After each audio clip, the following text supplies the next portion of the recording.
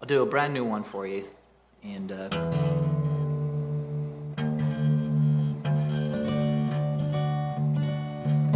if you like it, I'll do one more.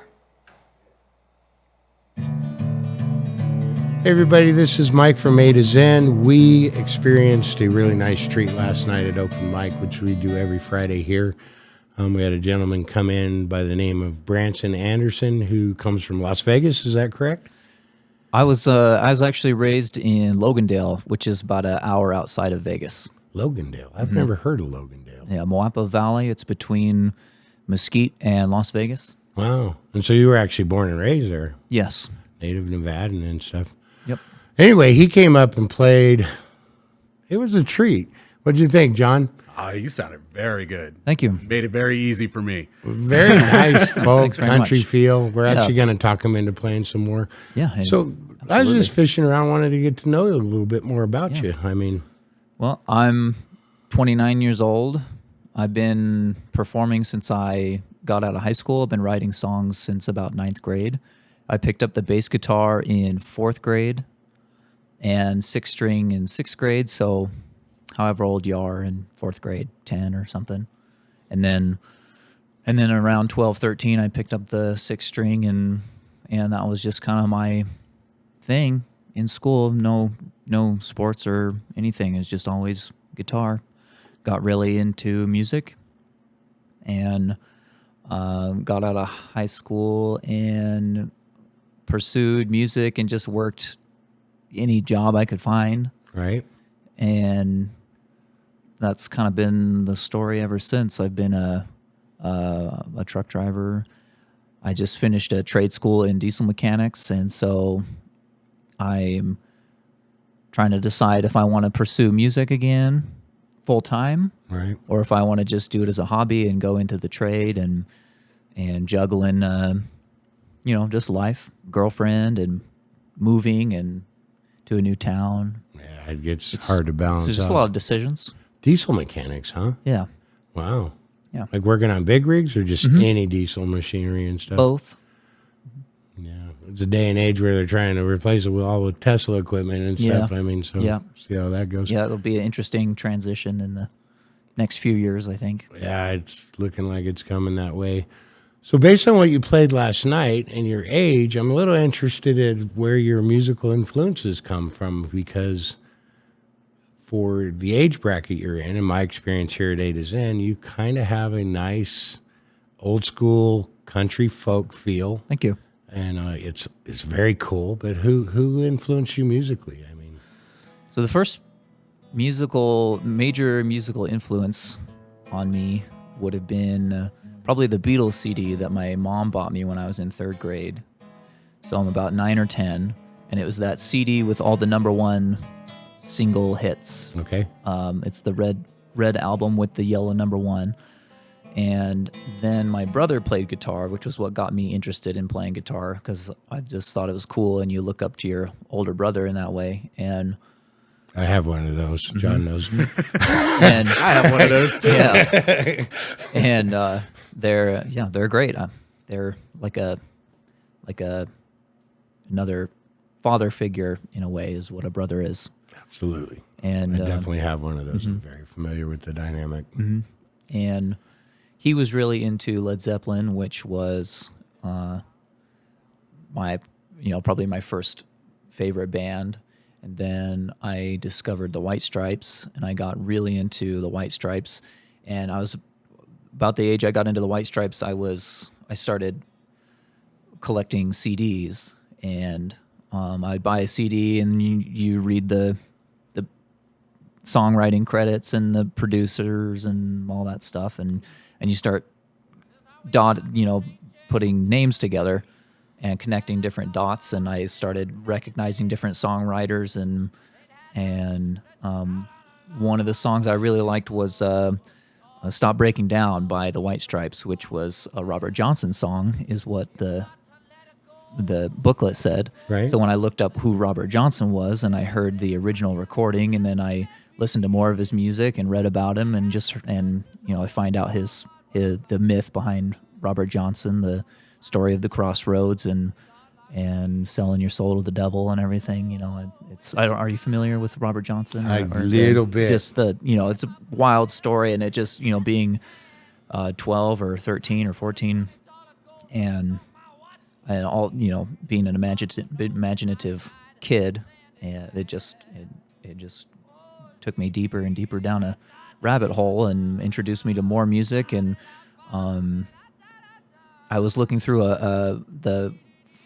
Rolling Stone magazine list of the 500 greatest songs, and Like a Rolling Stone by Bob Dylan was number one, and I'd never listened to Bob Dylan, but I'd vaguely heard his name in passing, and so I looked up the song, and well, it was interesting because I YouTubed it, and the first song it brought up was the live at Royal Albert Hall recording of Like a Rolling Stone, Right. Which was I'm familiar with that. yeah. I know what you're talking about. So it was just like this blast of music and Bob Dylan just like yelling into the microphone like this. And it just sounded so awful to me. I didn't listen to it. I couldn't get through it. And then some months later, I passed a CD at Walmart, and it was the Highway 61 Revisited album, and it was just I don't know why I bought it, because I didn't like what I'd heard initially, but I bought the CD. I don't know why, just on a whim, and listening to Bob Dylan, I just really grew to love it in a way that I never knew that I could love songwriting, and I've just been crazy about Bob Dylan ever since. Bob Dylan has that effect. I've talked to more than one person where Bob Dylan is this thing where you taste him for the first time and you like want to spit it out of your mouth. 'Cause it's like, wow, this is why is there so much folklore to this guy that can't really sing, and it sounds, but then you find yourself drawn back to it and craving it. Yeah. And then you get into what he's actually saying with the messaging and what he was talking about. And I'm familiar with the Bob Dylan dynamic because it's interesting. It's very interesting. We've had another artist who's comes from Northern California who very Bobby Dylan type artist, although he's his own, and it's the same type of dynamic. Yeah. He's like, when I first heard him, I couldn't stand it. Yeah. But now I can't get enough. Right. You got to be broken slowly and gently. Yeah. And it just kind of comes out of nowhere after the fact. Mm-hmm. And I still love the music that he's making today. So No, he's timeless. He's just absolutely timeless. So you had mentioned Like a daisy blazed a lazy thoroughfare on the back of a crazy young thoroughbred mare, like a daisy. He stole the pharaoh's jewels, he stole them fair and square, and the posse's guns were angry as they missed him by a hair, like a daisy. Well, I don't think we're gonna make it out of this one this time, gal. Thunderclap was galloping faster than she'd known when she turned her head and told him, Daisy, let's go home, like a daisy. But he said that we jumped rivers, he said that we jumped moats. Now Elaine is at the palace with the sugar cubes and oats, like a daisy. Yeah, I don't think we're gonna make it out of this one this time, gal. But Daisy was his pseudonym, his real name was Nix, and his bullets shot straight and his gun shot 6, like a daisy. Nix took risks, he shot from the huckle, but more often than not, he could hit above the buckle, like a daisy. Oh, I don't think we're gonna make it out of this one this time, gal. The hooves were like applause, and his brain felt like soup, and the drugs that he took, they never helped in hot pursuit, like a daisy. And the trucks had cleared the interstate, the night was good for stealth, and the night was good for speed and distribution of the wealth, like a daisy. Now, I don't think we're gonna make it out of this one this time, gal. Lady Elaine waited for Daisy to arrive, but word came they never made it past old Armageddon Drive, like a daisy. I don't think we're gonna make it out of this one this time, gal. Some say they were cut down and some say that they ascended, but nobody truly knows just how Lackadaisy ended. Lackadaisy. The peasants placed a monument, and though they say it's crazy, Lady Elaine still weeps for the return of Lackadaisy. Lackadaisy. Oh, I don't think we made it out of this one this time, gal.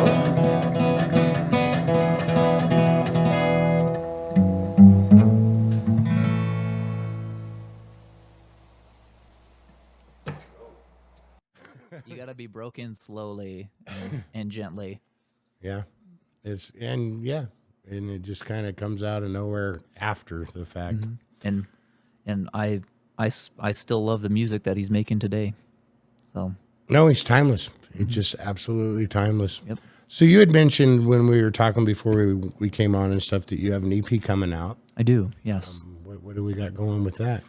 It's called Keep It Moving, and I'll be having an album release show in Salt Lake City, and it'll be released on February 10th to all the streaming platforms. And it's a 6-song EP that I recorded with a friend, and this is I've got 2 albums and 1 EP that I've released on streaming platforms and CD and vinyl, and You actually released on vinyl, did you? yeah, Nice. yeah, Very I've, nice. I got See, some. that's what we need to do. I've talked to Spike a little bit. We might pull that off. Yeah. Okay. Cool. Yeah, I've got some in my car, so I'll have to give one to you guys. You know what? I would really be stoked about that. Yeah. That would be awesome. Yeah, I'll So while we're touching on that, if somebody's looking for you, can we find you on YouTube, Spotify? yeah. Where do we find yeah. you? You can just Google Branson Anderson music and everything will come up. But there's my YouTube channel and there's all my social medias and Spotify and iTunes or Apple Music or whatever. Yeah, you can find me on most anything. I've got a Nice. website, bransonandersonmusic.com. Anything you can think of. So we're actually going to strong arm you, and we enjoyed listening to you so much. I think we've talked you into doing a couple more Yeah. for us here. Do you have any songs you're planning on playing for us, and you want to tell us anything about any of those? Well, how many do you want me to do for you? How many do you want to do? I'll play all day if you let me. Let's call it 3 or 4. Okay. I might do. Probably gonna do St. James Infirmary for you because that's my favorite one to do, Okay. and then I'll do a couple that I wrote. Okay. So you mentioned it's one of your favorite songs to perform. Tell us a little bit about St. John's Infirmary. Okay, so first time I was introduced to that song was on the White Stripes' first record, I think, and it's a piano rendition that I later found out was from a Betty Boop cartoon, which I thought was interesting. So that was my first introduction to that song. And as I started digging into more music history and folk music and jazz and blues, there's so many artists that have done that song. And I just in the past few years, I started really getting into the folk singer Dave Van Ronk, who was a contemporary of Bob Dylan's in the Greenwich Village folk revival scene Okay. in the 60s. And I found this amazing guitar website where Dave Van Ronk had actually wrote made some books and some instructional videos to go along with the music. And I found that this song was on there. And so I learned the song, and it's my favorite to play. Nice. Yeah. Okay. And then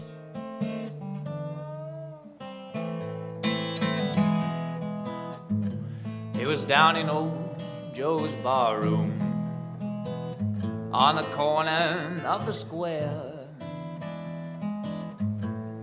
They was serving up drinks as usual, and the usual crowd was there. On my left stood old Big Joe McKennedy. His eyes was bloodshot red. He turned to the crowd around him. These are the very words he said.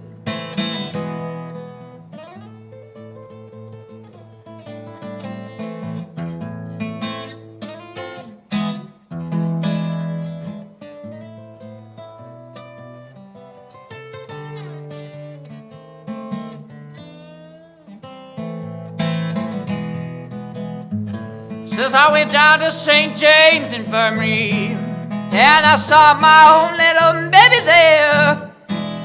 They'd had her stretched out on a long white table. Oh, she looked so sweet, so cold, so fair.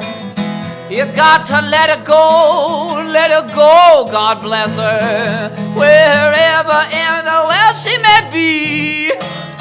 Might have to search this whole entire wide world right over. You're never gonna find another little sweetheart like me.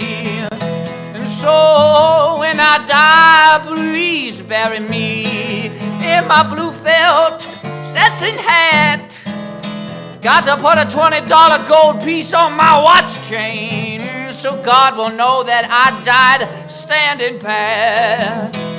Oh, zee-dee-dee-dee, da-da-da-da-da-da, ba-da-da-bum, da-da-da-da, zee-dee-dee-dee-dee, da-da, ba-da-da-da, da-da-da-da-da-da. Yes, I want 6 crap shooting pallbearers. I want a pretty girl to sing me a sad song. Put a jazz band on my old hearse wagon to raise some hell as I stroll along.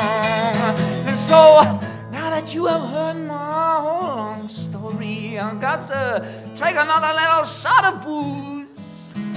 And if anybody should ever come in here for to ask you, you just tell them you got those old St. James Infirmary blues. So you let her go, God bless her, wherever in the world she may be. Might have to search this whole entire wide world right over. You're never gonna find another little sweetheart like me. Yeah.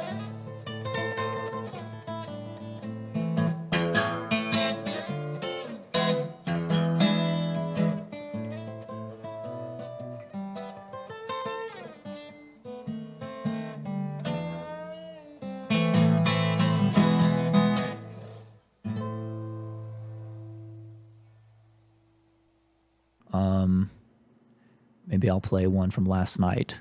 Okay. Do When Can I Call You Baby, which is a couple years old at this point, I guess. And then we'll try out one brand new one for you, and then we'll go from there and see. Will the brand new one be on the new EP that's coming out? Oh, you know what? Actually, maybe I should do one from the EP. That would probably be good promotion. So I'll do one called People Pleaser. People Pleaser. Yes, and we'll do that one. And there'll be a music video released with that one.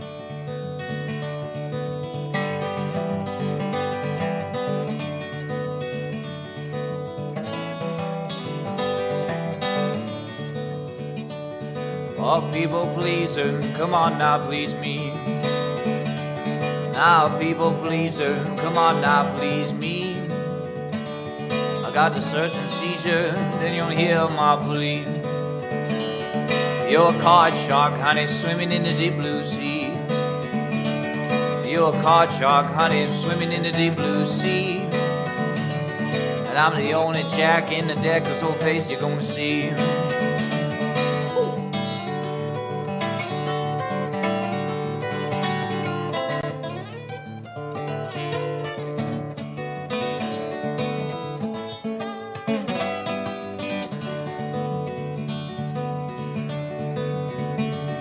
I'm no Pied Piper, not in any wise. Yes, I'm no Pied Piper, not in any wise. I don't lead no children down to their demise. Yes, I'm no Pied Piper, I don't roll like that. Yes, I'm no Pied Piper, I don't roll like that. I don't lead no children with no damned old dirty rat. Right.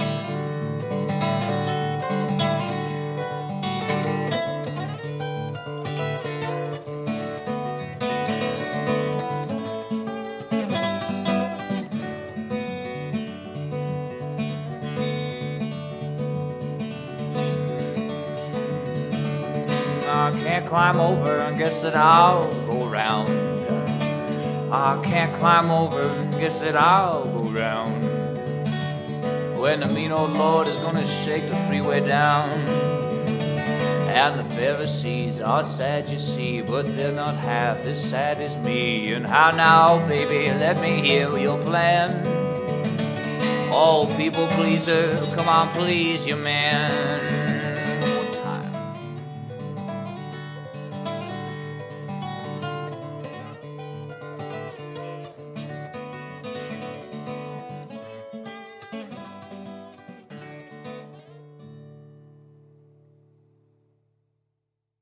In Nevada, if absolutely. we'd actually like to host a show. In the meantime, anything else you wanted to share with our audience or anything as we're sitting here riffing and talking it out? Do you have any questions for Branson, John? I just thought it was really interesting that you also go through the inserts and stuff like that for albums, because I've been doing that Yeah. since I was a kid. Yeah. Right. And for me, my favorite one is vinyl. Like I love, because sometimes with vinyl you get a lot more information, Yeah. because they got a lot more room and stuff. And I don't know. It's nice to know that I'm not the only person Yeah. that does that. Yeah, I find that that a lot of music enthusiasts that I come across that was like a big part of their getting into music, which is it's kind of sad with all the streaming of music that we do now, because you don't get that anymore. Yeah. You don't even get a good look at the album cover or like the album back or like a booklet. There's just a lot that goes into the album artwork, and Yeah. people are buying vinyl now, which is nice, but I'm not. That's just a kind of a niche population of the people. Most people just stream it. They don't even see an album cover, you know. Mm-hmm. So it's kind of a shame, but hopefully, the vinyl buyers will keep it alive. And Yeah, definitely. Like with the rise in vinyl that's just been going on, like the last 3 years. Yeah. I think they said it outsold any kind of other media Yeah. out there. Yeah. And it's like, all right, cool. that's good to hear. That's People good are news. just starting to gravitate back to it, because me, I love vinyl. Yeah. Like I buy a lot of reissued stuff, but on 180 gram Mm-hmm. vinyl. So it's, like better quality and Yeah. stuff like that. But I'd take vinyl over a CD any day. You Yeah. can remaster a CD as much as you want. It's never going Yeah. to sound as clean as Yeah, vinyl. I agree. You know, it's funny you're talking about that, and here at A to Zen, we've transitioned a bulk of the store. We sell a lot of used vinyl now, and as that popularity of vinyl started to emerge, I was curious for myself, and you're touching on it, and you're actually confirming what I thought. And I was like, why is the experience of vinyl so different than, say, streaming or a CD? And I went home, and what I realized is the things that you guys are talking about. It's that you put that record on and you grab an album cover. It's large enough in its thing where you actually get the art, you pull out the sleeve. A lot of them have lyric sheets. But the thing I noticed about myself with vinyl that was so interesting was, I'll throw up YouTube or a CD and throw it up and you go work on the house. You do whatever you're doing. When I'm listening to records, that's what I'm doing. I actually become so much more present to the actual music, because you're actually kinesthetically putting that thing on there. You're listening to it. You sit down with the artist art. And it's interesting for you to share that, because it actually is such a more of a, what's the word I'm looking for? I'd say immersive. That's the word I was looking for. It's immersive to the artist. And it forces you to be so much more present to what you're listening to. Absolutely. And I found that interesting. And I'm really glad for the resurgence of vinyl, because I grew I am up too. in the 70s, always jacking my older brother role model guy that is in my life, Yeah. stealing all his records and getting yelled at because I scratched them. But anyway, that's Yeah. It was the opposite for me. He was always scratching my CDs. yeah. No, I used to just, oh man. But anyway. Yeah. So we're going to go back out to the stage, play a few songs. I sure appreciate you coming back in. I think you Oh, actually thank you for- postponed your trip home. I did. It's really nice of you to do so. Yeah, seriously, thank you. Yeah, no, thank you guys. Thanks for having me, and thanks for approaching me last night. And I'm glad that we exchanged information and that we were able to do this, because this is such a cool thing. And you got such a great space here. And I think that you guys have got some excellent things going on here and headed your way. And Yeah, it's definitely a work in progress and stuff. And so that's part of why I approached you, is because, we do a lot for locals and stuff, but I would really like to become a stop for people rolling through and host some shows. I would really welcome if you knew you were coming this way, let us know. Yes, and absolutely. I'll definitely be in something touch with going you and- guys in the future. we'll do that and we'll go from there. And so we're going to go set up out on the stage and Okay. hear a few songs. Let's do it. And go from there. Thanks, John, for all you do. Does that tune Appreciate sound it. okay to you? Thanks, guys. All right. Guitar pretty well in tune. That was fairly painless, huh? Yeah. When can I call you baby?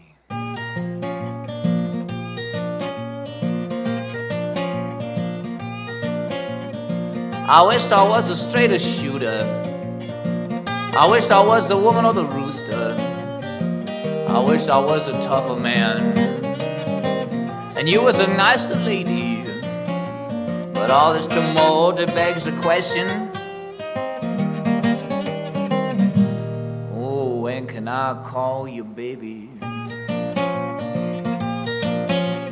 I likes to do 'em just like the rest, boys. I likes my butter soft. Oh, but unless suppose his pockets full and posies, Lord, and then I simply just cannot get off. I'm torn inside the fuselage. I'm waiting for the privilege for to call you baby. I try to do a good turn, but hit myself the same amount. It's upwards of 100 higher than I know how to count.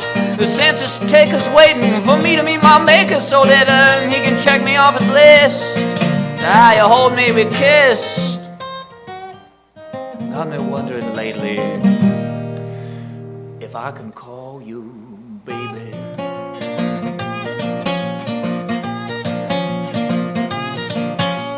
It's my time to leave you, honey, high time to go. Can't you see my mirage wiggling on down the road? My brakes are cut, boys. Looks like I'm going down fast. Oh, before I'm gone, I gotta ask if maybe I can call you baby.